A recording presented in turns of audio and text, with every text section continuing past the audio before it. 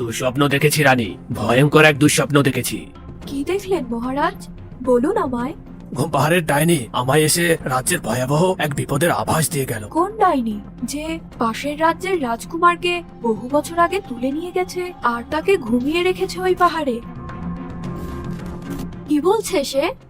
বলেছেন আগামী অমাবস্যা থেকে আমার রাজ্যের সমস্ত প্রজারা মরণ ঘুমে তলিয়ে যাবে। সে কি কথা?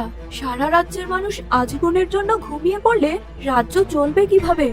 নগরে আগুন লাগলে দেবালয় কি এড়ায় রানী? তাহলে কি মহারাজ এই দুর্যোগ থেকে উদ্ধার পাওয়ার কোনো উপায় নেই? আছে, কিন্তু সে এক নির্মম উপায়। কি সে উপায়? বলুন আমায়, দেখি সবাই মিলে কিছু করতে পারি কিনা। আগামী অমাবস্যার রাতে যদি আমার মেয়ে অপর্ণাকে ঘুম পাহাড়ে রেখে আসি, তবেই এই বিপদ থেকে রক্ষা পেতে পারি। না না না মহারাজ, এ কখনো হতে পারে না। আমি আমার নয়নের মণিকে পাহাড় পর্বতে যেতে দিব না। বন্ধুরা, পরের পার্ট দেখতে হলে ভিডিওটিতে লাইক করে চ্যানেলটি সাবস্ক্রাইব করে দাও।